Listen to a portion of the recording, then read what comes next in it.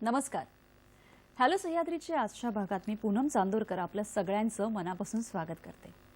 मंडळी, आपण आयुष्यात किती धावलो याहीपेक्षा अधिक महत्त्वाचं असतं की आपण आयुष्यातले किती अडथळे पार केले. मागील 2 वर्षापासून अशा अनेक अडथळ्यांची शर्यत आपण वेळोवेळी पार करत आहोत. आपल्या वयाच्या एका टप्प्यावर आपल्या अनुभवातून ती शर्यत पार करणं आपल्याला थोडं सहज आणि सोपं जातं. परंतु लहान मुलांच्या बाबतीत मात्र तसं नसतं. त्यांच्याशी संवाद साधून त्यांना विश्वासात घेऊन या सद्य परिस्थितीशी सामना कसा करायचा आहे, सक्षमतेने कसं वागायचं आहे हे त्यांना जाणीवपूर्वक सांगण्याची गरज आहे. आणि म्हणूनच आज आपण आजच्या आपल्या भागात याच विषयी चर्चा करणार आहोत. आजचा आपला विषय काय आहे ते बघूया. आजचा आपला विषय आहे मुलांच्या मनातील भीती आणि ओमायक्रॉन. आणि या विषयावर चर्चा करण्यासाठी, मार्गदर्शन करण्यासाठी आपण नेहमीच तज्ञ व्यक्तींना आपल्या इथे आमंत्रित करत असतो. आज आपल्याबरोबर आहेत मनोविकार तज्ञ डॉक्टर राजेंद्र बर्वे. नमस्कार सर. नमस्कार. हॅलो सह्याद्री कार्यक्रमात तुमचं मनापासून स्वागत. खरं तर सर वेळोवेळी वेगवेगळ्या माध्यमातून आपल्याला मार्गदर्शन करत असतात. जगभर त्यांची ओळख आहे, पण अगदी थोडक्यात ओळख करून द्यायची तर सर मनोविकार तज्ञ असून मराठीतील साहित्यिक आणि लेखक आहेत. मुंबई विद्यापीठातून प्रथम क्रमांकाने उत्तीर्ण होऊन त्यानंतर बोस्टनच्या टफ्ट युनिव्हर्सिटीमधून त्यांनी पुढील प्रशिक्षण घेतलं. Pagoda meditation centre Colombo Sri Lanka इथून माइंडफुलनेस टीचर सुगत आचार्य ही पदवी त्यांना दिली गेली आहे. स्ट्रेस मॅनेजमेंट या विषयावर ते वेळोवेळी कार्यशाळा घेतात. अनेक वर्तमानपत्रातून ते नियमित लेखनही करतात आणि त्यांची अनेक पुस्तकं देखील प्रकाशित आहेत. आज आपण त्यांच्याकडूनच मुलांच्या मनातील भीती दूर करून आत्ताच्या या सद्य परिस्थितीमध्ये कशा पद्धतीने त्यांना सक्षम करण्याची गरज आहे हे सगळं जाणून घेऊया. खूप छान वाटतंय, कारण आत्ताची जी परिस्थिती आहे 2 वर्ष आपण खरं तर खूप एक अडथळ्यांची शर्यतच पार करत चाललेलो आहे. आणि या सगळ्या परिस्थितीमध्ये सकारात्मकता आणि आपली राहणीमान किंवा विचारसरणी या गोष्टी खूप महत्त्वाच्या असतात. आपण आज मुलांच्या मनातील भीती कशी घालवायची याविषयी चर्चा करणार आहोत. पण खरं तर प्रत्येकाच्याच मनात एक भीती बसलेली आहे आणि ती घालवणं किंवा ती बाहेर पडणं खूप गरजेचं आहे. आणि यासाठी तुमचं मार्गदर्शन म्हणजे काय सांगू. मुळात सुरुवातीलाच मुलांच्या मनातील भीती आणि ओमायक्रॉन याविषयी आपण बोलतोय, तर त्यांचा काय संबंध आहे आणि ही भीती कशी दूर केली पाहिजे. कसं आहे की प्रत्येकाच्याच मनात भीती आहे. पालकांच्या मनात पालक म्हणून भीती आहे, नागरिक म्हणून भीती आहे, आपल्या वयानुसार भीती आहे. आणि मुलांच्या मनामध्ये खरं म्हणजे जी भीती आहे ती पालकांकडे बघून निर्माण झालेली आहे. म्हणजे मुलांना ओमायक्रॉन आहे का झेड मायक्रॉन आहे याने काही खूपसा फरक पडत नाही. त्यांना फक्त एवढं कळतं की काहीतरी कोरोना नावाचा जंतू बाहेर पसरलेला आहे आणि स्वतःचं त्याच्यापासून आपण संरक्षण केलं पाहिजे. त्याच्याकरता आपण मास्क घातला पाहिजे. म्हणजे मला आजकाल रस्त्यावरती जी लोक दिसतात त्याच्यामध्ये मुलांनी मास्क नीट घातलेले दिसतात, पण तरुण आणि मोठ्या माणसांनी मास्क घातलेले दिसत नाहीत. आणि एक छोटंसं मी मेमे पण पाहिलं होतं, त्यामध्ये छोटी छोटी मुलं मास्क घालायला इन्सिस्ट करतात, म्हणतात की घातलाच पाहिजे. याचा अर्थ मुलांना एक सहजपणे कुतूहल असतं आणि कुतूहलापोटी ते प्रश्न विचारत असतात. आणि ह्या कुतूहलाला आपण जर पुरेसं जर समाधानकारक उत्तर दिलं नाही तर मात्र त्यांना भीती वाटायला लागते. कारण त्यांना असं वाटतं की आपल्याला आईवडील काहीतरी सांगत नाहीत, आपल्याशी संवाद करत नाहीत, तर मग हे काहीतरी भीतीदायक असणार. आता काही कुटुंबामध्ये असं झालेलं आहे पूनम की त्यांच्या घरामध्ये खरोखरच संकट आलंय. म्हणजे घरातलीच व्यक्ती दगावली आहे आणि घरातल्याच व्यक्तीला खूप हॉस्पिटलमध्ये काही दिवस राहावं लागलं आहे, ऑक्सिजन, तर ते सतत आपण ते ऑक्सिजन मेजर करतो, पल्स बघतो, ब्लड प्रेशर बघतो, आणि या सगळ्याचा जो एक माहोल तयार होतो त्याचा मुलांवरती परिणाम होत असतो. आणि हा माहोल प्रोटेक्टिव्ह आहे हे सांगणं खूप महत्त्वाचं आहे. याने आपल्याला संरक्षण मिळतं. आणि ज्या व्यक्तींना हॉस्पिटलमध्ये राहावं लागलेलं आहे त्यांची सेवा होण्याकरता, त्यांचं ऑक्सिजन नीट राहण्याकरता त्यांना हॉस्पिटलमध्ये ठेवलेलं आहे किंवा इतर त्यांच्यावरती काही उपचार करण्याकरता. त्यामुळे त्यांना घाबरण्यापेक्षा, त्या गोष्टीला घाबरण्यापेक्षा त्यातनं आपला समाज, आपले हॉस्पिटल, आपले डॉक्टर, आपले कुटुंबीय त्यांना मदत करत आहेत आणि त्या मदतीतून ते वाचणार आहेत असं आपण त्यांच्या मनावरती बिंबवलं पाहिजे. दुर्दैवानं मात्र ज्या घरामध्ये मृत्यू घडलेला आहे त्या मुलांची देखील अधिक जवळकीचा संवाद करणं गरजेचं आहे. कारण मुलं भांबावून जातात. कारण केवळ आपल्याच घरात ते घडत असतं असं नाही, तर शेजारचे पाजारचे लोक पण येऊन विचारत असतात. आपल्याकडे पूनम, आपल्याकडे सवय अशी आहे लोकांना की माझ्या घरात काय चाललंय याच्यापेक्षा दुसऱ्या घरात काय चाललंय याची चौकशी जास्त, खोचकपणा जास्त. त्याच्यामुळे मुलांना बिथरवून टाकणारे असे जे काही बाजूनी मेसेजेस येत असतात त्याच्यापासून पण मुलांना संरक्षण दिलं पाहिजे. आणि त्याच्याकरता पालकांची भूमिका अर्थातच खूप महत्त्वाची आहे. आणि ती भूमिका पालकांनी अत्यंत सजगपणे, सौजन्यपूर्णतेने पार पाडली पाहिजे. खरं तर पालकांची भूमिका किती महत्त्वाची याविषयी तर आपल्याला पुढे बोलायचंच आहे. पण जसं आता आपण बघितलं की ओमायक्रॉन मुळात काय झालंय की भीती आज ही सगळ्यांच्या मनात आहे. बरोबर. म्हणजे सगळ्यांच्याच मनात एक भीती घर करून बसलेली आहे. तर कोणती आहे ती आपल्याला माहितच आहे, पण तरीही अजून कोणकोणत्या प्रकारची भीती असते आणि ती दूर करण्यासाठी काय प्रयत्न केले पाहिजे? आता मुलांचा जर आपण विचार केला तर दोन प्रकारचे, आपण अगदी ठसठशीत बघितले, दोन प्रकारची मुलं आपल्याला दिसतील की जी शाळेत जायला अगदी उत्सुक आहेत आणि ज्यांना वाटतं की शाळा नाही ते बरं आहे, कटकट मिटली, मागे लागायला नको, क्लासवर्क नको, होमवर्क नको, घरी येऊन कटकट नको, अशी काही मुलं आहेत. तर ज्या मुलांना शाळेत जायला आवडतं त्यांना सुद्धा शाळेत जायला आवडतं, याच्यापेक्षा मित्र भेटतात, मौज मजा करता येते, टाइमपास करता येतो, टीचरची नक्कल करता येते, अशा खूप काय काय गमती करता येतात, म्हणून त्यांना शाळा आवडत असते. आणि जी मुलं थोडीशी शाय आहेत, थोडीशी इंट्रोवर्ट आहेत, की ज्यांना मुलांशी संपर्क फारसा नको, किंवा माझ्याकडे अशा किस्से आलेत की ज्यांना जे children who are being bullied, त्यांना शाळेतली इतर मुलं त्रास द्यायची, बडबड करायची, चिडवायची, मस्करी करायची, टपल्या मारायची, दे आर हॅपी की शाळा नाहीये आणि आता शाळा सुरू होणार की काय अशी पण त्याला भीती वाटते. म्हणजे भीतीचा आपण इतके प्रकार पाहतो, पण ती भीती कसलीही असली तरी त्या मुलांशी संवाद करणं गरजेचं आहे. ज्या मुलांना शाळेत जायची आता भीती वाटते त्यांना त्यांच्याशी पण आपण संवाद केला पाहिजे. आणि त्याच्या शाळेतल्या शिक्षकांना, त्याच्याबरोबरच्या विद्यार्थ्यांना थोडंसं पालकांनी पुढे येऊन किंवा टीचर्सनी पुढे येऊन त्यांची संवाद केला पाहिजे. आणि खरं म्हणजे आता काही दिवस शाळा सुरू झाली होती, आता बंद आहे, आता परत सुरू होते, असा जो हेलकावे चालले आहेत ना, ते रोलर कोस्टर ड्राईव्ह आहे तो. त्यामुळे त्याचा पण परिणाम मुलांवरती होतो आहे. पण या सगळ्यामध्ये आपण शिकतो आहोत आणि आपल्याला काहीतरी मिळतंय नवीन, हे मुलांच्या मनावरती बिंबवणं खूप महत्त्वाचं आहे. तो जर विचार मुलांच्या मनापर्यंत गेला तर ती भीती कमी होऊ शकते. मला असं वाटतं सर, आता तुम्ही हा जो शेवटचा एक मुद्दा सांगितला की आपण काहीतरी शिकतो आहोत, हे मुलांना कळणं खूप महत्त्वाचं आहे. आणि हा मुद्दा खूप छान आहे की ह्याच्यामध्ये, या परिस्थितीमध्ये खरं तर आपण शिकतोय आणि आपण सकारात्मक पद्धतीने कसं शिकणं गरजेचं आहे किंवा तसा विचार करणं किती गरजेचं आहे.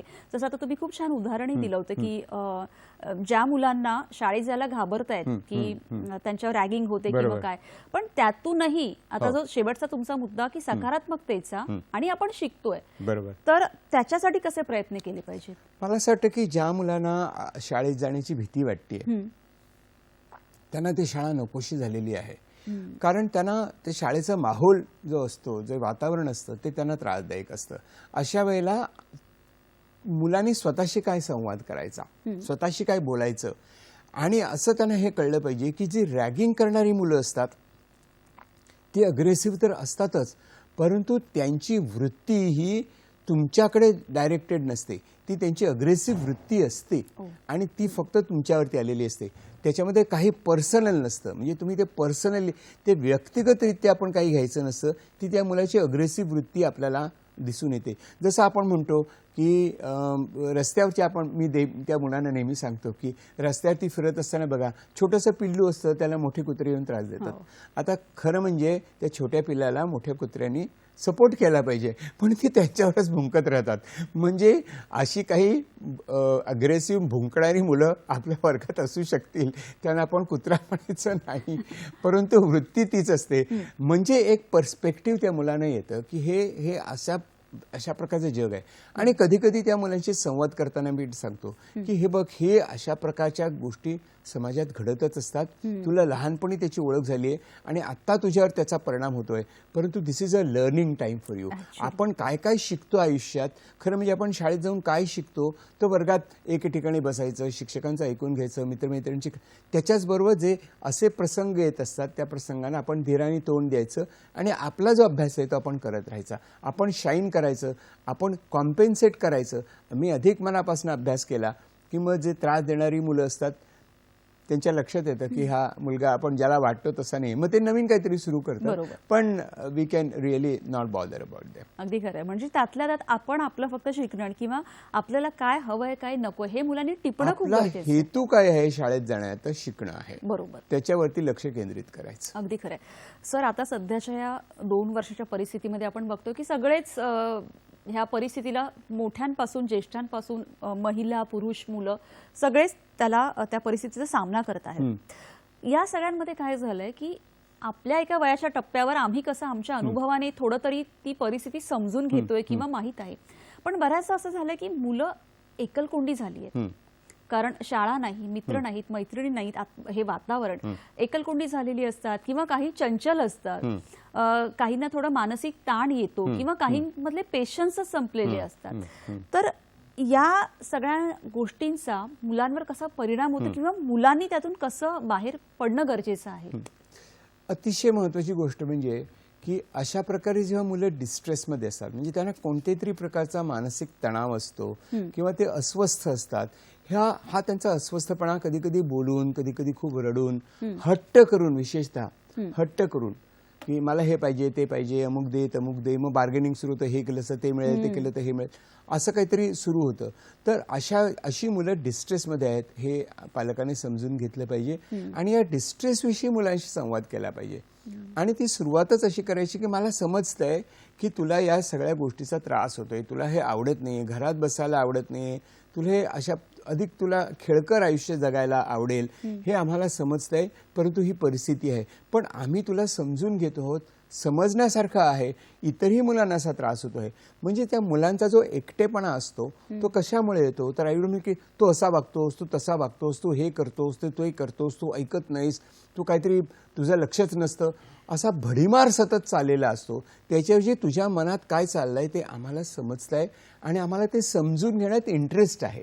आणि समजून घेण्यात इंटरेस्ट आहे कसं कळणार, तर आपण शांतपणे ऐकू शकतो ना. त्यांना ते बोलायला लागले की आपण असू शकतो, काही सांगू नकोस मला, मी सांगतो ते ऐक, असं म्हणणं की त्यातनं काहीच निर्माण होत नाही. मुलांना बोलायचं असतं, त्या पॉईंटला येऊन ती मागे होतात.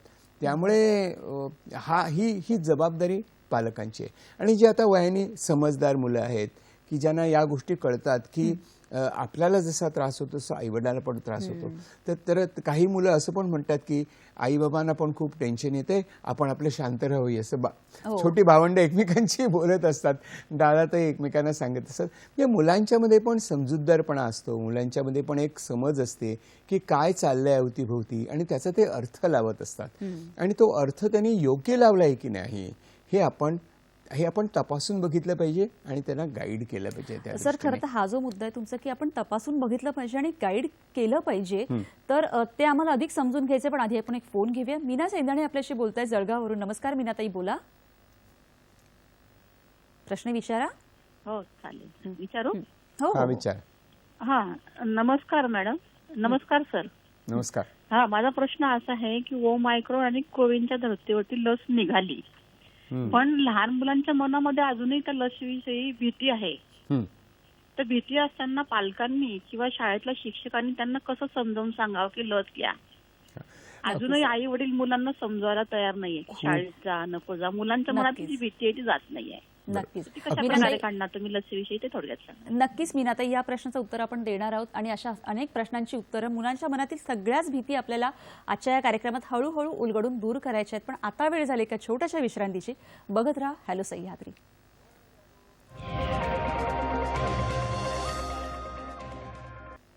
विश्रांतीनंतर सगळ्यांचं पुन्हा एकदा स्वागत. मुलांच्या मनातील भीती आणि ओमायक्रॉन हा आजचा आपला अतिशय महत्त्वाचा विषय आहे आणि आपल्याबरोबर आहेत मनोविकार तज्ज्ञ डॉक्टर राजेंद्र भरवे. सर, विश्रांतीला जाण्यापूर्वी जसं मीनाताईंनी प्रश्न विचारला होता आणि मला असं वाटतं की अनेक मुलांच्या आणि पालकांच्या मनातील हा प्रश्न आहे की मुलं आता हे जे वॅक्सिन आहे त्याला घाबरत आहेत, तर ती भीती सुद्धा कशी दूर करावी?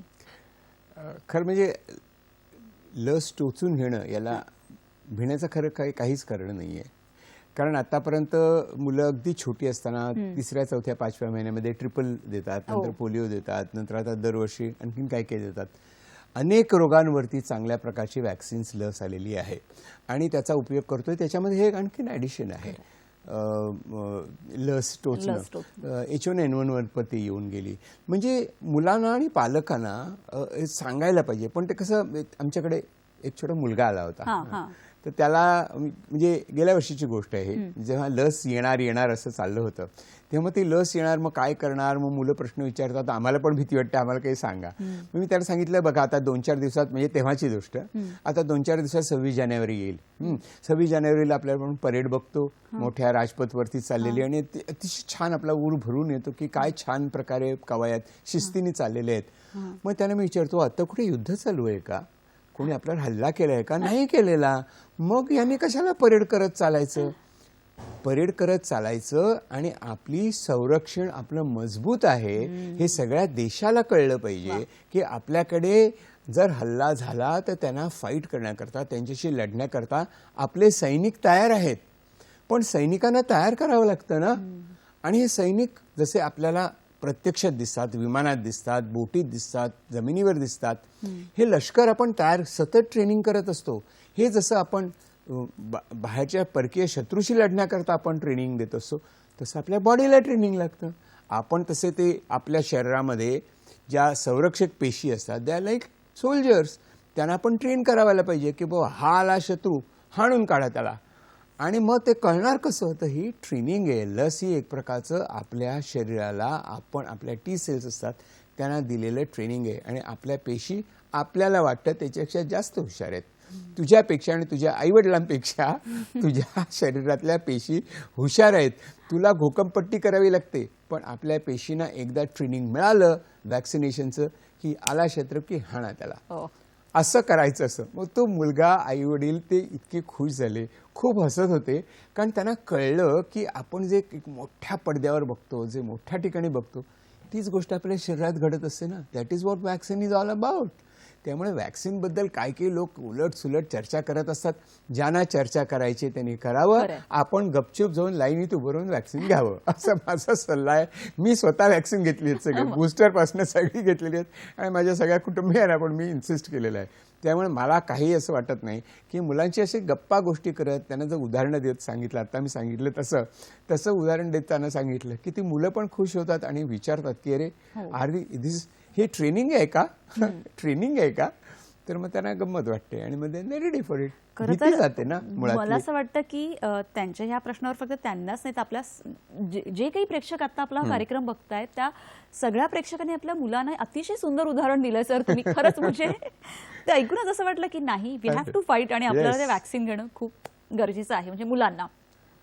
सर, याच बरोबरीने मगाशी फोन घ्यायच्या आधी आपली जरा चर्चा सुरू होती की ही जी चंचल किंवा ही जी मुलं ज्या पद्धतीची असतात त्यांना गाईड करणं एका प्रॉपर वेने गरजेचं आहे. म्हणजे तुम्ही तर खूप छान पद्धतीने समजावून सांगितलं, पण घरी आम्हाला ती एक कसरत असते, तर त्याविषयी थोडं सांगा. खरं म्हणजे याच्यामध्ये कसं आहे पूनम, की एक म्हणजे जी मुलं अतिचंचल आहेत, खूपच मस्ती करतायत, त्यांना आता रान मोकळं मिळालं आहे. म्हणजे त्यांना हवं ते करता येत आहे.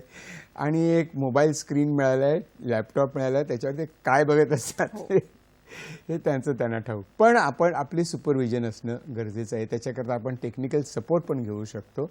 आणि अशा मुलांना खरं म्हणजे अशा मुलांचे प्रॉब्लेम काही प्रमाणात कमी आहेत. कशा अर्थाने माहिती आहे?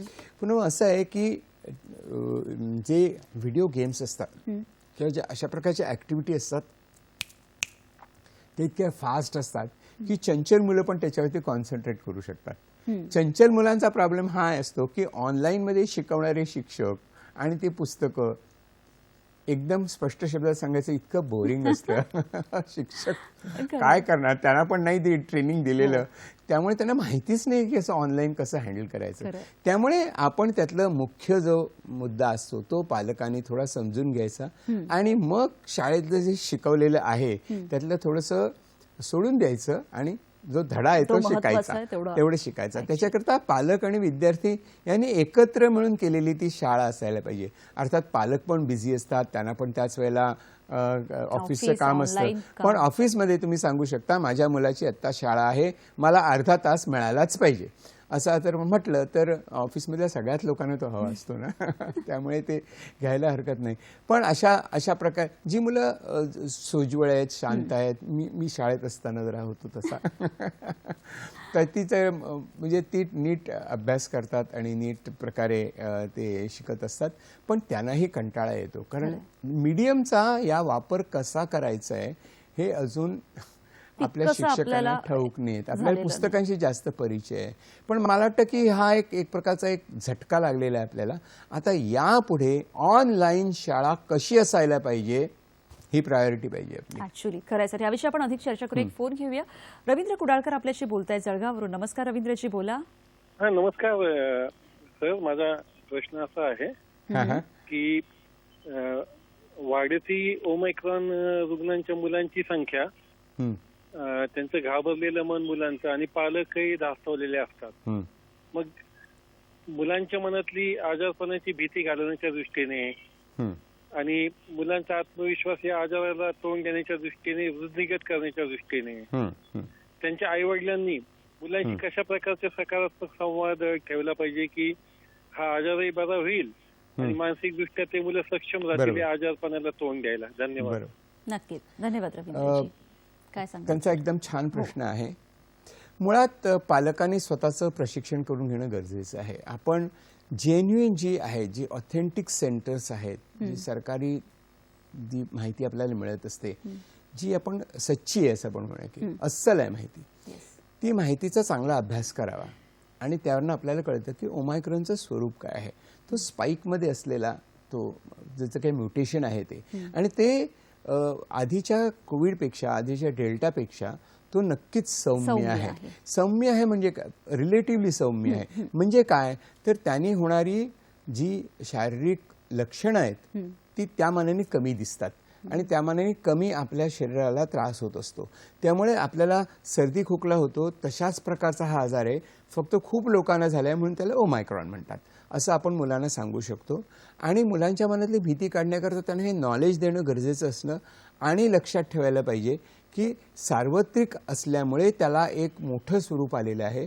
घराघरामध्ये मागच्या वर्षी, त्याच्या 2 वर्षापूर्वी 3 वर्षापूर्वी पण असा आपल्याला सर्दी खोकला झाला होता, त्यावेळेला पण तू शाळेत गेलेला नव्हतास, फ्लू झालेला होतास. तसंच आहे, त्याच्यापेक्षा हे माइल्ड स्वरूप आहे, असं म्हणजे सौम्य स्वरूप आहे, हे आपण समजून घेतलं पाहिजे.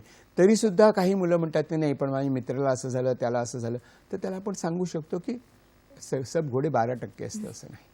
अगदी खरं सर. खरं तर आता मगाशी तुम्ही जेव्हा मुलांच्या वेगवेगळ्या वृत्तीविषयी सांगत होता त्यावेळेला चंचल मुलं इलेक्ट्रॉनिक गॅजेट मध्ये खुश असतात, पण त्याच इलेक्ट्रॉनिक गॅजेट किंवा आत्ताचं हे जे डिजिटल स्वरूप आहे त्यावरून मला असं विचारायचं की प्रत्येक पालकाच्या मनात असं की आता मुलं ऐकत नाहीये. बरोबर.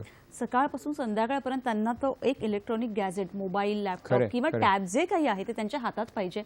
बरं, तर ऑनलाईन शाळाच त्याच्यावर असल्यामुळे शाळा चालू आहे की गेम खेळतात किंवा काही, आणि त्यांना दूर करणं जरा कठीण होऊन बसलं, तर त्याविषयी काय सांगाल? खरं खूप मोठा गहन प्रश्न निर्माण झालेला आहे आणि तो केवळ शाळेत जाणाऱ्या मुलांकरता आहे असं नाही, तर माझ्या मते ॲडोलसंट मुलं आहेत त्यांच्याकरता हा जास्त आहे. 17-18 वर्षाचे मुलं पण सतत त्याच्यात अडकलेली असतात. त्यामुळे एक तर आपण मुलांकरता आपण एक चाइल्ड लॉक बसून घेऊ शकतो, पालक जनरलपणे घेऊ शकतात की काय काय येतंय काय येत नाही. दुसरं आपलं लक्ष असलं पाहिजे, त्या कुकीज येतात, काय बघितलं मुलांनी काय नाही बघितलं हे आपण लक्ष ठेवलं पाहिजे आणि त्या मुलांना इंटरेस्टिंग वाटेल अशा ऍक्टिव्हिटी घरात सुरू करायला पाहिजेत. म्हणजे म्हणजे ती मुलं त्याच्यामध्ये रमू शकतील. नाहीतर काय होतं की तू याच्यावरतीच तुझा वेळ जातो, तू सतत हेच करत असतो, हे इतकं बोरिंग होतं मुलांना की परत ती त्याच्याकडे ओढली जातात.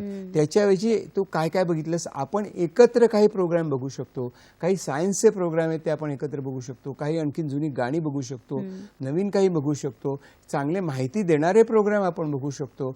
त्याच्यावरनं आपण मुलं आणि आईवडील एकत्र येऊन काहीतरी एकत्र ॲक्टिव्हिटी करतायत हे त्यांना कळलं पाहिजे. जसं मला आठवतं की एप्रिल मे मध्ये नेहमी शाळेला सुट्टी पडली की घराघरामध्ये पत्त्यांचे अड्डे बसायचे, खूप खेळ असायचे, खूप आरडाओरड, खूप मजा यायची.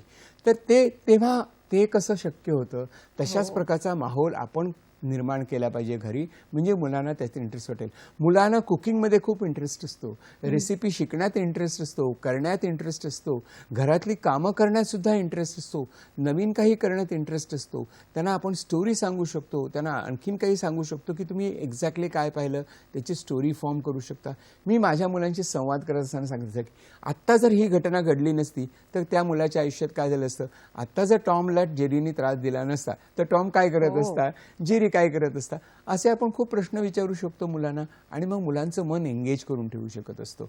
त्यामुळे ते मनाला एंगेज करणाऱ्या ॲक्टिव्हिटीज आपण केल्या पाहिजेत.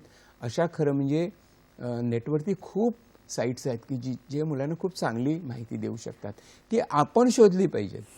सर, मला असं वाटतं की आता तुम्ही हे जे सगळं सांगितलं त्या सगळ्यांमध्ये एक महत्त्वाचा दुवा किंवा महत्त्वाचा मुद्दा असा आहे की संवाद साधणं.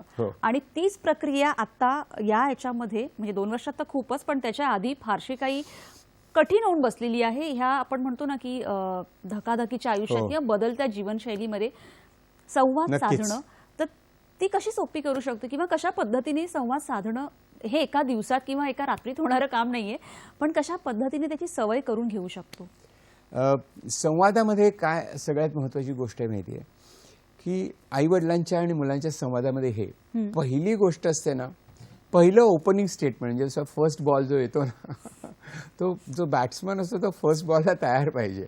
त्या फर्स्ट बॉलमध्ये काय पाहिजे तर तो जो पहिला बॉल येतो तो नेहमीच असा जजमेंटल क्रिटिकल येतो, तुझं चुकलंय, असं करायला नको, तसं करायला नको, किंवा हे असं बरोबर, मूर्ख आहेस, समजत नाही का.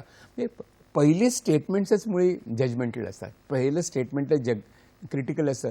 मला दिसतंय अरे तू बराच वेळ बसलायस की किती वेळ, आपण आता घड्याळून बघूया किती वेळ झाला बघूया.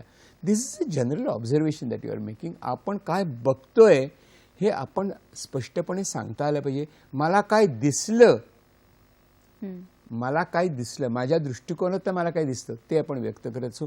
जे काय आपण बघतोय त्याच्याकडे आपण बोलत. म्हणजे संवाद करण्यामध्ये पहिली नॉन जजमेंटॅलिटी आली पाहिजे.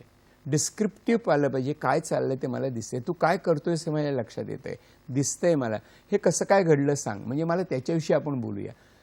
असं जर सुरुवात केली ना तर मग आपण पुढे संवाद साधू शकतो. कारण ही सुरुवात कशी असते की या सुरुवातीने पहिल्या स्टेटमेंटमधनंच आपण ट्रस्ट बिल्ड करायला सुरुवात करतो.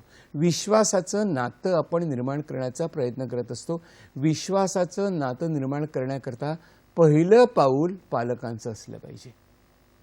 तो बॉल तुम्ही असा फास्ट बॉल टाकता की मग पुढे आपल्याला खेळताच येत नाही. त्यामुळे पालकांनी हे समजून घ्या. मी अनेकांना म्हणजे मी मुलांना पालकांना सांगतो तुम्ही बाहेर बसा आणि मुलांना बसवतो आणि त्यांच्याशी गप्पा मारतो आणि मग त्यांना विचारतो की आई बोलत असते ते काही त्यातलं काही चुकीचं आहे का. तर ते म्हणतात अजिबात चुकीचं नाही, आम्हाला पटतं हो सर ते, पण एकच गोष्ट 45 मिनिटं मी कशी ऐकू. आणि माझी शिक्षिका आहे त्यामुळे ती एकदा बोलायला लागली की 45 मिनिटं बंद. तर थोडक्यात बोलता येणं हे खूप मोठं कौशल्यपूर्ण काम आहे. त्यामुळे बोलत असताना मुलांना जे ऐकायला ठीक वाटेल असं आपण बोलूया. म्हणजे ऋतम वच्मी सत्यम वच्मी, आपण बोलायचं ते पटण्यासारखं बोललं पाहिजे खरं बोलायचं असलं तरी. त्यात संवाद हे कौशल्य आहे आणि असं कौशल्यपणे म्हणजे डिप्लोमॅटिक संवाद नसतो, हा कौशल्यपूर्ण संवाद असतो की ज्याच्यातनं खरोखर आपल्याला जे काही साधायचं आहे ते आपण साधू शकतो का. खूपदा पालकच म्हणतात किती वेळा सांगितलं ह्याला ऐकतच नाही, हा असंच करतो तसंच करतो. सगळं मुलाच्या समोर चाललेलं असतं, ऐकतच नाही, ह्याला काही पडलेलीच नाही, ह्याला आमची किंमतच नाही, आम्हाला काय काय मिळालं नव्हतं, तुम्हाला कसं मिळतंय, तुला ह्याची तुला समजत कसं नाही. Very true. पण तुम्हाला ते मिळालं नाही म्हणून तुम्हाला त्याचं अप्रूप वाटतं. मुलांना ते सहज मिळत आहे, त्याचं अप्रूप कसं वाटू शकेल? आपण जेव्हा तुम्ही दुसऱ्या ठिकाणी दुसऱ्या देशात जाता तेव्हा तुम्ही कसं अगदी वेगळ्या सगळ्या गोष्टी बघत असता. नवीन पदार्थ आणला तरी सगळ्यांना सगळेजण तुटून पडत असतात त्याच्यावर, कारण तो नवीन असतो. तिसऱ्या ते चौथ्या दिवशी काही असं होत नाही. त्यामुळे हा जी ज्या माहोलमध्ये मुलं लहानाची मोठी होत आहेत त्याचं आपण भान ठेवूया आणि हे भान लक्षात घेऊन त्याच्याशी बोललं पाहिजे. आणि दिस इज हा संवाद हा विश्वास निर्माण करणारा अगदी संवाद आहे. खरं. आता जसं सरांनी सांगितलं की म्हणजे आता त्यांनी ज्या जी काही वाक्य सांगितली ती खरं तर सकाळपासून संध्याकाळपर्यंत आपल्या घरात एकदा तरी ती आपण बोलत असतो.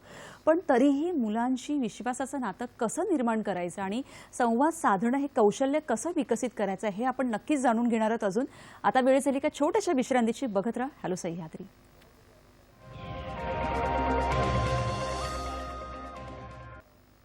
मुलांच्या मनातील भीती आणि ओमायक्रॉन याविषयी आपण चर्चा करत आहोतच. आपल्याबरोबर आहेत मनोविकार तज्ज्ञ डॉक्टर राजेंद्र बर्वे. सर, खूप छान अशा गोष्टी आहेत आणि ज्या आम्ही रोज जे बोलतो घरामध्ये हे तुम्ही आता आम्हाला खरं तर सांगितलं. पण काय होतं की खूप छोट्या छोट्या गोष्टींना तुम्ही सांगितलं की कशा पद्धतीने त्या संवादाला एक वेगळं वळण देता येईल. मगाशी तुम्ही सांगितलंय की विश्वासार्थ निर्माण होणं खूप गरजेचं आहे आणि संवाद साधणं हे सुद्धा एक कौशल्य आहे जे एवढी वर्ष पालक शिकतच असतात. म्हणजे आम्ही अजूनही शिकतोय आणि जसं तुम्ही मार्गदर्शन करत असता की कशा पद्धतीने थोडं त्याला वेगळं वळण देण्याची गरज आहे.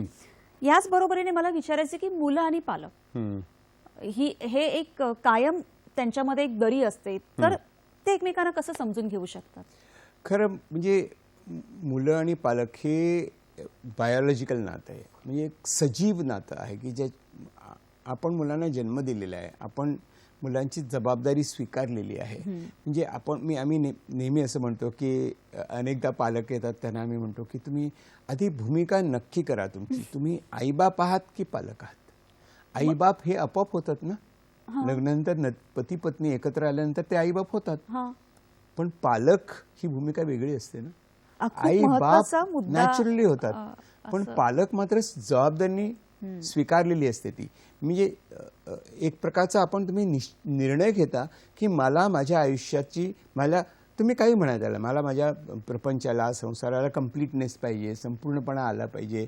एक नैसर्गिक गरज असते की आपल्यासारखा आणखी एक जीव आपण या जगात आणला, तर ह्याची जबाबदारी असते, ती तुम्ही जबाबदारी घेता आणि मग त्या जबाबदारीने तुम्ही वागायला लागता. पण त्या जबाबदारीचं ओझं करायची गरज नसते.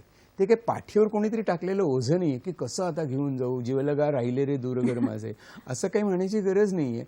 तर आपण ही जबाबदारी आनंदाने स्वीकारलेली आहे आणि त्यातला आनंद महत्वाचा असतो. सर, मला हा आनंद टिकवला पाहिजे. अगदी बरोबर आहे, पण कुठेतरी ती जबाबदारी जसं तुम्ही सांगता की त्यावेळेला पालकांची प्रेमाची भूमिका असते की प्रेम असतं की तो चुकू नये किंवा तो चुकीच्या रस्त्यावर जाऊ नये, म्हणून थोडी धडपड किंवा आटापिटा असं आपण म्हणू शकतो का?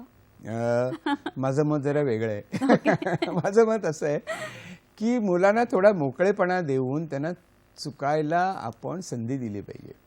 कारण आपण जर चुकून शिकत असलो तर मुलं पण काही चुका करणार ना, आपण त्याच्या जवळ असायचं. मी एक पालकांना अतिशय महत्वाची एक फ्रेज सांगतो, त्याला म्हणतात मास्टरली इनॅक्टिव्हिटी. म्हणजे काय, तर तुम्ही तिथे असता पण तुम्ही ऍक्टिव्ह असायला पाहिजे असं नाही. You can be master of the situation. मी इकडे आहे, मी पाहतो आहे, म्हणजे मला प्रत्येक वेळेला तिकडे घुसून ॲक्शन घ्यायला पाहिजे असं काही नाही आहे. मी अगदी लास्ट मिनिटला मला वाटलं तरच मी फक्त सांगेन की ही ॲक्शन मी आता घ्यायला पाहिजे. आता अनेकदा स्विमिंग पूलवरती माझ्या मुलांना मी घेऊन जात असते तेव्हा बघते पालकांचा जीव अरे असं करू नको, तसं करू नको, हे करू नको, ते करू. या सगळ्यांनी मुलं घाबरतात. प्रेम आहे आणि असं आहे पूनम, प्रेम या एक कॉईन जर म्हटलं ना त्याच्या दुसऱ्या बाजूला चिंता असं लिहिलेलं असतं आणि ते चिंतेचं कॉईन मुलांना दिसतं, प्रेमाचं कॉईन आपल्याला दिसतं आणि मुलं म्हणतात बाबा सोडा ना मला, चिंता नका करू इतकी. त्यामुळे अशा प्रकारे चुकत शिकलं पाहिजे. हे आपण भिंतीवरती लिहिलेलं असतं ना की अपयश ही यशाची पहिली पायरी आहे, पण ते माझ्या शेजारच्या मुलांनी चढावी. माझ्या मुलांनी अपयश स्वीकारता, माझ्या मुलाला अपयश येता कामा नये, मला अपयश येता कामा नये. हो वेल, थँक्यू व्हेरी मच. पण ते करतच आपण शिकत असतो. त्यामुळे मी तर असं म्हणतो की कुटुंब पालक हे चुकण्याची संधी आहे आणि चुकण्यानंतर सावरण्याची संधी देणारी संस्था कोणती, तर तिथे पालक आहे आणि ती शाळा सुद्धा आहे. त्या शाळेला आपण काही फारसं शहाणपण शिकवू शकत नाही, पण पालकांना तरी सांगू शकतो. त्यामुळे हेच जर भान ठेवलं ना आपण पूनम, तर यातनं खूप गोष्टी सोप्या होतात. म्हणजे मला सतत असं जो ताण पडतो तो आपण ताण या चिंतेमुळे निर्माण झालेला असतो. याची दोन कारणं असतात. एक म्हणजे आपण पालक असल्यामुळे आपण मुलांपेक्षा अक्षरशः उंच असतो हुशार आणि नाही उंच असतो, त्यामुळे आपल्याला दूरचं दिसत असतं आणि मुलांना जवळचं दिसत असतं. त्यामुळे ते त्या प्रेझेंट मोमेंटमध्ये असतात आणि आपण दूरच्या मोमेंटमध्ये अडकलेलो असतो. पण दूरच्या मोमेंटमधून आपण बघत असताना आपल्या मनात चिंता जास्त असते. त्यामुळे दोघांचा दृष्टिकोन वेगळा असतो, तो आपण एकत्र करून घेतला पाहिजे आणि मुलांना त्यांच्याशी संवाद करून सांगितलं पाहिजे यातनं पुढे काय निर्माण होऊ शकतं, कसं होऊ शकतं. आणि जर मुलं म्हणाली की असं होईल का, मला माहीत नाही, तर आपण लेट्स फाइंड आउट असं आपण म्हणू शकतो. सो त्यांच्या बरोबरीनं आपण असतो. म्हणजे पालक आणि मुलांचं नातं मित्रत्वाचं असायला पाहिजे. याचा लोकांनी जो एक मोठा 2 प्रकारचे गैरसमज करून घेतलेले आहेत. एक म्हणजे मुलाच्या बरोबर आपण बिअर प्यायला बसलो म्हणजे मित्रत्वाचं नातं आलं, असं काही पालकांना सोयीस्कररित्या वाटत असतं. म्हणजे त्यांना घरात बिअर प्यायला मोकळेपणा म्हणून. दुसऱ्यांना मित्रत्वाचं नातं वगैरे सगळं झूट आहे. चाइल्ड सायकोलॉजी सगळी झूट आहे. मुलांना हाणलं पाहिजे, छडी लागे छमछम विद्याई घमघम, लगेच ऐकतील असे. पण ते असा जर तुम्हाला मी त्यांना 2 गोष्टी अशा पालकांना सांगतो. इतकी चर्चा केली एका पालकाने माझ्यावर याच्याविषयी, आम्ही किती आज्ञाधारक होतो. आणि तुम्ही म्हटलं आज्ञाधारक असल्यामुळे तुमचं काय झालंय बघा ना, तुम्हाला स्वतःची अक्कल नाही आहे, तुम्हाला स्वतःची समज नाही आहे, तुम्हाला कळत नाही आहे. कारण तुम्ही आज्ञाधारकपणे तुम्ही ओबिडियन्स इज गुड, पण ओबिडियन्सपेक्षा मुलांच्या बरोबर हा शब्द लक्षात पाहिजे की मुलांचं कोऑपरेशन पाहिजे. आपल्याला मुलांनी सहभाग घेतला पाहिजे. आणि मी त्यांना कधी कधी सांगतो की तुम्हाला इतका जर ओबिडियन्स पाहिजे असेल ना, तर तुम्ही रोबो ठेवा एक, त्याच्याकडनं सगळा अभ्यास करून घ्या. इतकी परिस्थिती येते. कारण आज्ञाधारक असणं चांगलं असतं, कारण त्यांनी वेळ वाचतो. I can understand that. परंतु मुलांची वेळ ही संकल्पना आणि आपली ही वेगळी असते ना, त्यांची इव्हॉल्व झालेली नसते. त्यामुळे त्यांना त्या वेळेचं समज नसते. आणि तिसरी महत्त्वाची गोष्ट, मुलं म्हणजे देवाघरची फुलं, मुलं निष्पाप वगैरे असं गोष्टी बिष्टीत वाचायला खरं, पण मुलं अतिशय आत्मकेंद्रीय असतात. त्यांना स्वतःचं जग दिसत असं, त्यांना जे काही प्रेझेंट मोमेंटमध्ये पाहिजे असतं त्यांना हवं असतं. त्याच्यामध्ये आपल्याला हे ओरिएंटेशन करायचं आहे. त्यामुळे त्यांना एकत्र येऊन कोऑपरेशन कसं मिळवता येईल हे आपण बघितलं पाहिजे. अगदी खरं आहे. आणि त्याचबरोबरीने मला असं विचारायचं की ही एक कला आहे आणि त्या पद्धतीने म्हणजे मुलं ही आपली एक संपत्ती आहे असं न समजता त्यांनाही त्यांचे विचार आहेत, विश्व आहे आणि ते एक वेगळे जीव आहेत. अगदी हे मला असं वाटतं ही भूमिका पालकांनी कुठेतरी अतिशय महत्त्वाची आहे की they are independent beings. They have come through you, असं they have come through you. They don't belong to you. ते तुमच्या याच्यातनं सुटलेला बाण येतो आणि त्या बाणाला स्वतःची डेस्टिनी आहे. तर ती आपण लक्षात घेतली पाहिजे आणि तो मोकळेपणा मुलांना आपण निर्माण करून दिला पाहिजे. त्यालाच आपण पालक म्हणू शकतो. खूप छान पद्धतीने आपल्याला सर सांगितलेलं आहे. त्याचबरोबरीने खरं तर आत्ताच्या परिस्थितीमध्ये मुलांकडून किंवा पालकांकडून काय अपेक्षित आहे याविषयी आपण चर्चा करणारच आहोत. पण आता वेळ झाली एका छोट्याशा विश्रांतीची. घेऊ एक छोटीशी विश्रांती. बघत राहा हॅलो सह्याद्री.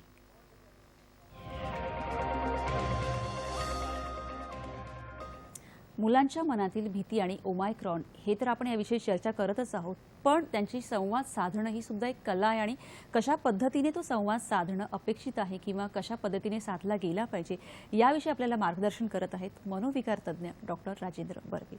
सर, खूप छान पद्धतीने तुम्ही म्हणजे सगळ्या पालकांना नीट सांगत आहात की खरं तर मुलांच्या मनात भीती नसते, पण पालक ती मध्ये मध्ये टाकत असतात आणि कशा पद्धतीने दोघांचाही संवाद चांगल्या पद्धतीने साधला गेला पाहिजे हे सुद्धा खूप छान पद्धतीने तुम्ही आम्हाला समजावून सांगत आहात. आत्ताची जी परिस्थिती आहे खरं तर या सध्या परिस्थितीमध्ये तुमचंही बरोबर आहे की मुलांना आपण थोडा स्पेस दिला पाहिजे वगैरे वगैरे गोष्टी, पण पालकही आता सध्या घरी असतात किंवा ऑनलाईन कामं, बऱ्याचशा वेगवेगळ्या जबाबदाऱ्या असतात, त्याच्यामुळे त्यांच्याकडेही थोडी वेळेची कमतरता असते. अशा ह्याच्यामध्ये दोघांनी एकमेकांकडून काय अपेक्षा करणं गरजेचं आहे? मला वाटतं की this is a good occasion for a family. सगळ्या कुटुंबाने एकत्र येणं याच्याकरता ती मला ते बोलायला आवडत नाही आहे, पण मी म्हणतो की ती संकटात आपल्याला मिळणारी एक संधी आहे. या निमित्ताने कुटुंब एकत्र येत आहे आणि कुटुंब म्हणजे काय तर जबाबदारीची आपल्या कुवतीनुसार केलेली वाटणी आणि त्या वाटणीतनं मिळणारा आनंद, याला मी कुटुंब म्हणतो. तर पालक आणि मुलांनी एकत्र येऊन बोलू शकतील, म्हणजे अजूनही बोलू शकतील आणि यापुढेही बोलणार आहेत की आपल्या कुटुंबात आपल्या घरातली कामाची काय काय स्वरूप आहे आणि त्या कामाच्या स्वरूपामध्ये कोण काय करताय, आजी आजोबा काय करतायत, मुलं काय करतायत आणि तुम्ही काय करतायत, आम्ही काय करतो, ही कामाची आपण आखणी करू शकतो आणि त्या आखणीमध्ये आपण जबाबदारी देऊ शकतो. मुलांनी जबाबदारीने वागण्याकरता पालक तर जबाबदारी घेतात, मुलांची कधी कधी नको इतकी जबाबदारी घेतली जाते, त्यामुळे मुलांना ते आवडत नाही. मला करू दे, मला करू दे असं मुलं म्हणतच असतात. तेव्हा त्यांना एनकरेज करू दे. कदाचित तुमच्या इच्छेप्रमाणे ते होणार नाही. म्हणजे माझ्याकडे एक पालक येऊन म्हणायचे की मला चादर, बिछाण्याची चादर अत्यंत व्यवस्थित घालून पाहिजे असते. ठीक आहे, मग ते तुम्ही घाला. आणि मुलांनी घातली, मग तो वेडी वाकडी घालतो, माझं काम वगैरे वगैरे त्यांनी खूप बडबड केली. म्हटलं ठीक आहे ना, मुलगा तुमचा 5-6 वर्षाचा आहे, तुम्ही त्याला शिकवत आहात, हळूहळू शिकणार आहे. तुम्ही 6 वर्षाचा असताना काय करत होतं तुम्हाला आठवत पण नाही आहे. तुमचे वडील तुम्हाला 2 धपाटे घालून ते करत होते, आपल्याला नाही करायचं आहे तसं. तर मुलं जे करत असतात, जबाबदारी घेत असतात, त्यांच्या कुवतीने करत असतात, त्यांच्या इच्छेच्या जोरावर करत असतात. त्यांना पण आई वडिलांच्या विषयी प्रेम वाटत असतं आणि त्या प्रेमापोटी ते जे काही करत असतात त्याचा प्रेमानं स्वीकार करा. त्याला क्रिटिसाइज करू नका. हे तुझं चुकलं, हे तुझं चुकलं असं म्हणण्यापेक्षा तुझं काय काय बरोबर आहे आपण बघूया ना. एखादी गोष्ट करत असताना मुलांनी केल्यानंतर आपण मुलांना आपण म्हणतो की अरे तू छान केलंस, बरं वाटलं मला. पुढचा अत्यंत महत्त्वाचा प्रश्न, हे तुला करताना थोडा कंटाळा आला का, तुला आवडलं का.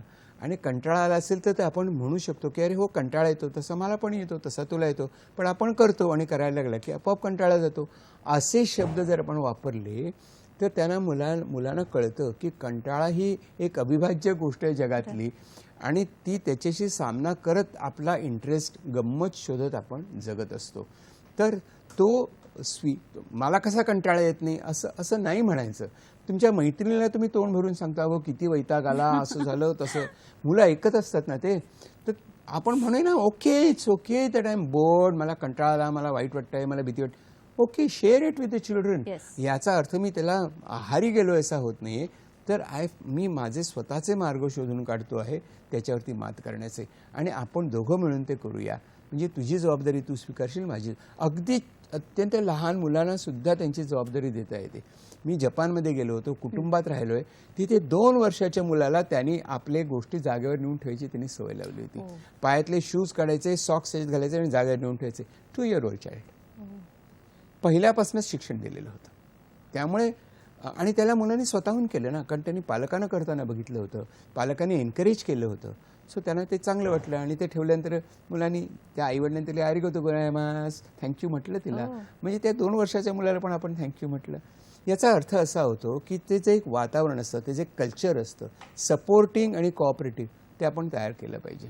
अगदी खरं आहे सर. मुलांशी जेव्हा आपण संबंध ठेवतो त्यावेळेला ते निरोगी आणि सकारात्मक, जसं आता तुम्ही सपोर्टिंग वगैरे सांगितलं तशाच पद्धतीने पालक आणि मुलं दोघांनी एकमेकांशी सकारात्मक संबंध आणि निरोगी संबंध ठेवणं म्हणजे महत्त्वाचं आहे, त्याविषयी थोडं आम्हाला सांगा. हे जे आपण 2 शब्द वापरले ना, त्यात आणखी एका शब्दाची मी फोडणी घालतो. तो म्हणजे आनंदमय असायला पाहिजे. की त्याच्यामध्ये आनंद म्हणजे खरं म्हणजे जी माणसं आनंदाने बोलत असतात ना, आपण सहज गप्पा मारत असतो आणि काय काय सांगत असतो, दिवसभरचे अनुभव सांगत असतो, गमती जमती सांगत असतो. That is fun of life. तुम्हाला काही कुठे मोठ्या मोठ्या हॉटेलमध्ये जाऊन केलं, हे खाल्लं ते खाल्लं, याच्यामध्ये तात्पुरतं असतं. पण खरीच आपण एकमेकांशी बोलतो, अरे हां मला पण असंच म्हणायचं होतं, काय माझं पण असंच, आज माझी अशी फुजिती.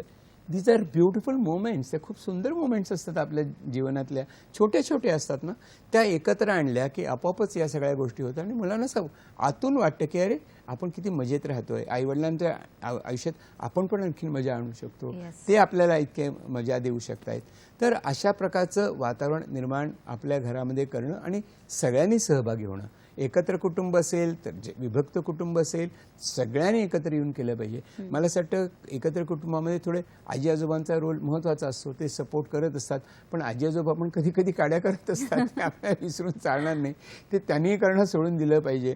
तर ते एकत्र येऊन तुम्ही केलं, एकमताने केलं, म्हणजे मतं वेगळी असली तरी काही बाबतीत आपलं अग्रीमेंट असतं. हे म्हणजे काही काही पालक येतात, खूप तक्रार करतात, असं म्हटलं let us agree on one thing, की तुमचं आणि माझं आणि तुमच्या मुलाचं एकमत. एकाविषयी काय की मुलाचाच आयुष्यात चांगला विकास व्हावा, बस हे आपलं एकमत आहे ना. मग ह्या एकमताकडे जाण्याकरता वेगवेगळे मार्ग आपण शोधूया. तुम्हाला झटपट जायचं असेल तर विमानाने जा, नाहीतर आपण चालत पण जाऊ शकतो, पण वेळ लागेल. सर, विषय इतका सुंदर आहे आणि वेळेची कमतरता, पण म्हणूनच मला आज तुम्हाला संदेश नाही विचारायचा आहे. तर सगळ्या मुलांसाठी आणि आमच्या पालकांसाठी कान उघडणीच्या गोष्टी किंवा होमवर्क काय सांगाल? मला वाटतं की दिस इज एक नवीन हे जे निर्माण झालेलं आहे त्याच्यामध्ये दोन गोष्टी आपण लक्षात ठेवू. एक म्हणजे स्वतःचं भान निर्माण होतं की मी, माझं शरीर, त्याची काळजी कशी घ्यायची, मनाची काळजी कशी घ्यायची, वेळेचं व्यवस्थापन कसं करायचं, काम कसं करायचं, स्वतःला डिसिप्लिन कशी लावायची, हे आपण शिकतोय. म्हणजे अजूनही शिकत नसला ते शिकायला सुरुवात करा. आणि दुसरी महत्त्वाची गोष्ट जी सर्वसाधारणपणे आपल्या लक्षात येत नाही ते म्हणजे आपण no man is an island. सगळे आपण एकटे नसतो, आपण समाजाभिमुख माणसं आहोत, समाजशील प्राणी आहोत. त्यामुळे आपण जेव्हा मास्क घालतो, डिस्टन्स ठेवतो, वॅक्सिन घेतो, तेव्हा आपली सामाजिक जबाबदारी आपण पाळत असतो. मी फक्त माझ्या आरोग्याची काळजी घेतोय असं नाही, तर मला जर त्रास झाला तर माझ्या कुटुंबाला त्रास झाला, माझ्या समाजाला त्रास होऊ शकतो, देशाला त्रास होऊ शकत असतो, आपले व्यर्थ जात असतात पैसे. ही सामाजिक जबाबदारी आपण स्वीकारली पाहिजे. म्हणजे इतकी छोटीशी गोष्ट आहे मास्क घालणं, वाटेल तिकडे न थुंकणं, वाटेल तसं न करणं, चुकीच्या गोष्टी करणं, वॅक्सिन टाळणं, औषध न घेणं, ह्या गोष्टी स्वतः करता नसतात तर त्या समाजाकरता पण असतात. याचं सामाजिक भान जर आपल्याला या पॅन्डेमिकमध्ये येऊन गेलं असेल तर मला असं वाटतं की न जाणो परत पॅन्डेमिक आला तर आपण त्याच्याकरता हे या अनुभवातनं चांगले शहाणे झालेले असू. अगदी खरं आहे. खरं तर सरांकडून आज आपण जे बघितलं की खूप छोट्या छोट्या गोष्टी असतात, पण तो संवाद आनंदमय असणं, सकारात्मक असणं, निरोगी असणं खूप महत्त्वाचं आहे. म्हणजे मुलांच्या मनातील भीती आणि ओमायक्रॉन याविषयी आज आपण चर्चा करत होतोच. काळजी काय घ्यायची हे तर आपण बघितलंच, ऐकलंच, पण त्याचबरोबरीने मनातली सगळ्या प्रकारची भीती दूर करणं आणि मुलंसुद्धा स्वतःच्या पायावर उभं राहतात, त्यांची एक विचारशक्ती असते, त्यांचं एक आयुष्य असतं आणि त्यांना स्पेस देणं हे सुद्धा पालकांचं काम आहे. आणि हा जो संवाद आहे हे वन वे ट्रॅफिक नसून दोन्हीकडचा एक रस्ता तो मोकळा असला पाहिजे. या सगळ्या छान पद्धतीने गोष्टी आपण समजून घेतल्या. कार्यक्रम कसा वाटला आम्हाला नक्की कळवा. माध्यमं तर तुम्हाला माहीतच आहेत. फेसबुक आहे www.facebook.com/DD सह्याद्री. जीमेलद्वारे तुम्ही तुमच्या प्रतिक्रिया, तुमचे प्रश्न आमच्यापर्यंत पोहोचवू शकता. जीमेल आयडी आहे hellosahyadri20@gmail.com. यूट्यूबवर ह्या कार्यक्रम आणि सर्वच कार्यक्रम पुन्हा पाहू शकता. ट्विटर आयडी सुद्धा आहे. सर, इथे आलात आणि खरंच खूप छान पद्धतीने आम्हाला सांगितलं की छोट्या छोट्या गोष्टी असतात पण त्या कशा केल्या पाहिजेत आणि मुलांचीच नाही तर सगळ्यांच्याच मनातली भीती कशी दूर केली पाहिजे. त्याबद्दल खरंच खूप खूप आभार. मलाही खूप मजा आली. खूप एन्जॉय केलं मी. भेटूया पुढील भागात पुन्हा एका नवीन विषयासह. तोपर्यंत नमस्कार.